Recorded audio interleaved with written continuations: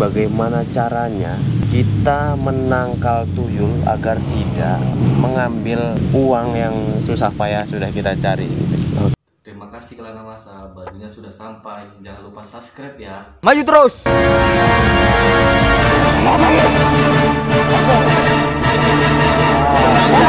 Dosa yang paling besar dan akan sangat bahaya bila muslim terbawa mati.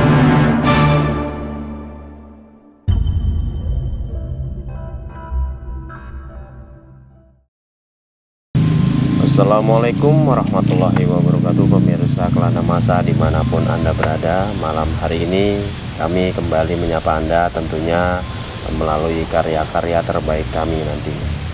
Oke pemirsa Kelana Masa, sekarang saya sudah bersama Gus Iman. Dan malam hari ini rencananya ada sesuatu yang ingin saya tanyakan dengan Gus Iman, yang mudah-mudahan nantinya pertanyaan saya ini bisa menjadi bahan ilmu tambahan buat teman-teman yang nonton video ini. Oke, langsung saja saya akan menyapa Gus Iman. Assalamualaikum Gus Iman. Waalaikumsalam warahmatullahi wabarakatuh. Bagaimana kabar Gus Iman? Alhamdulillah sehat atas berkah dari Allah Subhanahu wa taala. Ya, alhamdulillah. Nah Gus Iman, malam hari ini kembali saya akan bertanya-tanya pada Gus Iman. Boleh. Tentunya dengan tema yang sudah saya ajukan kepada Gus Iman.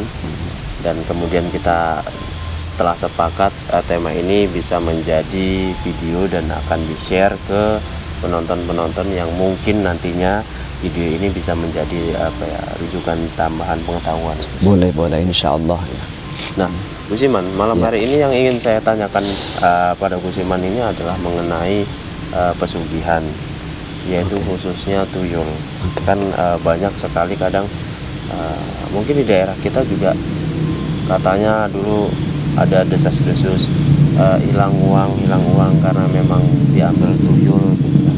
Nah selama ini mereka hanya riuh dengan kejadian akhir hilangnya saja. Jadi setelah itu tidak berusaha, atau mungkin sudah berusaha mencari solusi dengan mungkin ya kalau saya bilang ya orang yang mereka percaya lah. Tapi saya masih penasaran ini Gus, sebetulnya kalau misalnya kita punya uang di rumah, kita punya ya sedikit rezeki atau berupa uang lah di rumah kan, ini bagaimana caranya kita menangkal tuyul agar tidak mengambil uang yang susah payah sudah kita cari. Oke. Kira-kira tangkalnya lah. Iya. Jadi ya makasih atas pertanyaannya. Semoga sedikit uraian penjelasan dari saya bisa menjadi tambahan manfaat tentunya buat abang dan semuanya penonton kita Kelana Masa tentunya. Tapi lagi-lagi perlu saya garis bawahi, karena latar belakang saya spiritualis kebetulan insya Allah berbasis agama, berbasis agamis. Jadi bukan spiritualis yang hanya, mohon maaf ya, mengedepankan bermain hantu, bermain jin, bermain demit.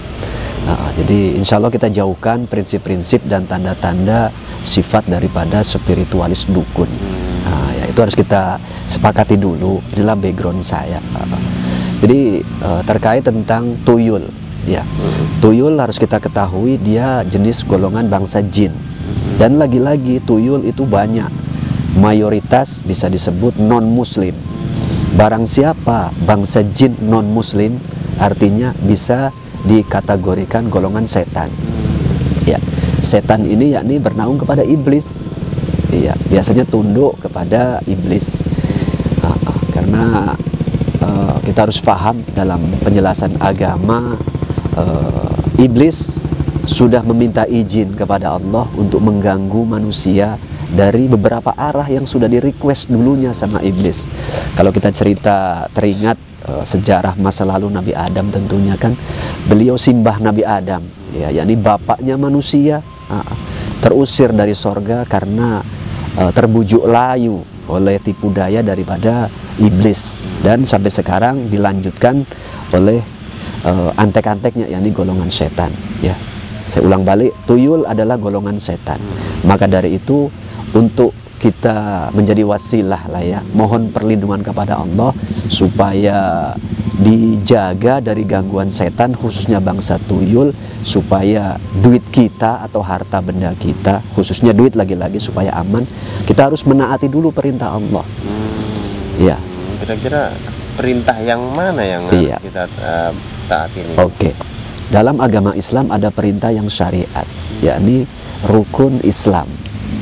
Rukun Islam itu ada mengucap 2 kalimat syahadat, ada melakukan sholat, mendirikan sholat, ya. Lantas setelah itu pernah dengar apa itu? Zakat. Menunaikan zakat. Ya, menunaikan zakat, berpuasa di bulan Ramadan, dan ibadah haji apabila yang mampu, bagi yang mampu. Oke. Maka dari itu biasanya orang yang dicuri duitnya oleh tuyul biasanya duitnya yang banyak. Ya. Bila mana duit kita merasa banyak, faktanya itu banyak ya.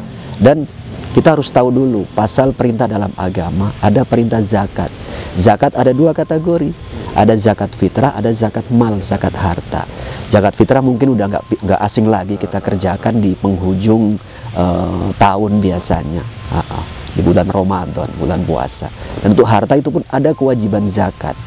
Barang siapa punya harta dan tembus nisab dan haulnya, sudah dikeluarkan zakatnya, insya Allah dijaga oleh Allah. Insya Allah. Itu perintah yang harus wajib dikerjakan tadi. Iya.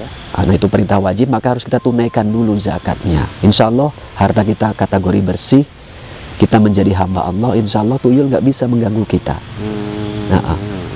Tapi bagaimana kalau harta kita belum tembus nisab dan haulnya? Apakah bisa saja menjadi bulan-bulanan tuyul? Bisa saja. Ya. Tapi yang terpenting harus kita ingat, bila mana harta kita, duit kita, harta benda kita udah tembus nisab dan haulnya, keluarkanlah dulu zakatnya. Jangan ditunda-tunda. Itu lebih afdol. Kedua, baru kita cari syariat pengamanan. Mana tahu, dan bahasanya mana tahu. Tapi yakinlah apabila kita sudah taat dalam perintah Allah, iblis beserta antek-anteknya tidak punya kuasa untuk mengganggu kita. Dan bagi kita yang imannya lemah, boleh dong kita menggunakan wasilah-wasilah yang sudah diajarkan oleh Rasulullah, diteruskan oleh para generasi-generasi selanjutnya dari para ulama, mengamalkan doa-doa tertentu. Doanya sebetulnya itu mudah, ya. Cuma untuk tuyul ini ada media yang sedikit unik, berbeda dengan mengantisipasi makhluk setan yang lain. Amalkan ayat kursi, tapi ayat kursi itu coba diamalkan dan masukkan energinya kepada batu. 4 batu kita bacakan ayat kursi, nanti batu ini kita tanam di 4 sudut rumah kita. Sudut depan, kanan kiri belakang. Iya, itu diamalkan menggunakan ayat kursi. Dan tambahkan juga sudut rumah kita pegang, bacakan juga ayat kursi. 4 sudut rumah itu mudah-mudahan dijaga oleh Allah. Jadi ketika tadi kita sudah memiliki harta yang sudah jatuh nisabnya, sudah terpenuhi nisabnya, Gus. Kalau misalnya kita tidak keluarkan zakatnya, mungkin itu bisa menjadi celah. Salah satu celah setan mudah mengganggu kita. Lalu setelah itu kita kerjakan, lalu ada cara yang kedua, tambahannya adalah tadi amalkan ayat kursi, di 4 batu, dan bacakan itu. Lalu setelah ini batunya kita tanam di 4 sudut rumah. Dan sambil kita pegang 4 sudut rumah juga bacakan ayatul kursi. Mudah-mudahan bisa menjadi wasilah doa permohonan kepada Allah, Allah menjaga.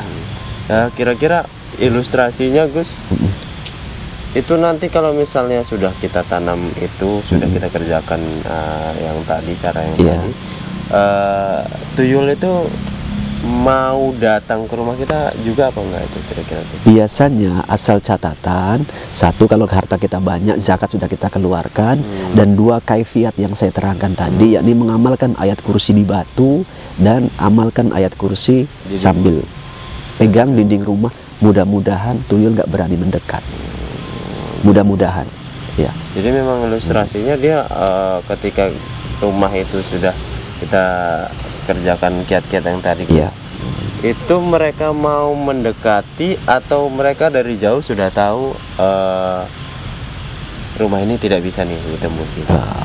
Jangankan dia mendekat, ya dari jauh mereka sudah tahu dan paham bahwasannya rumah ini, harta benda punya si manusia ini dijaga oleh Allah. Dengan cara pertama tadi menaati perintah Allah. Kedua, menaati juga perintah berdoa kepada Allah. Mohon perlindungan dengan membaca dan mengamalkan ayat kursi. Jadi memang harus dua-dua dikerjakan, Gus. Afdolnya begitu. Gitu. Tapi kalau misalnya nih zakat ternyata kita tidak sadar nih, Gus, Ya. belum kita keluarkan. Lalu kita kerjakan cara yang kedua. Ya. Cara yang kedua itu dengan yang tadi bacakan ayat kursi di batu, lalu kita tanam di 4 sudut rumah, lalu kita keong dinding dan kita bacakan juga ayat kursi juga. Sudah kita lakukan itu masih tetap bisa masuk. Masih ada celah. Karena memang tadi Ya. zakat tadi belum kita kerjakan. Zakat belum kita keluarkan, sedangkan harta kita sudah tembus nisab dan haulnya. Jadi belum terjaga kebersihan. Iya, betul-betul. Hakikatnya masih kotor harta benda kita. Dan bangsa setan suka hal-hal yang kotor. Iya. Begitu. Mudah-mudahan dimengerti dan dipahami lah. Ya. Begitulah pemirsa Kelana Masa, sebetulnya caranya kalau misalnya kita tahu kembali ke agama lagi luar biasa ya, Insya Allah. karena memang balik lagi ke diri kita, ternyata ada perintah yang memang harus kita taati dulu, kita patuhi, kita kerjakan supaya harta kita bersih dan tidak dijamah oleh Setan. setan. Iya, insya Allah. Gitu. Lalu kalau sudah itu lakukan cara yang kedua tadi ya, Gus, Iya. ya. Mudah-mudahan cara ini bisa teman-teman pahami.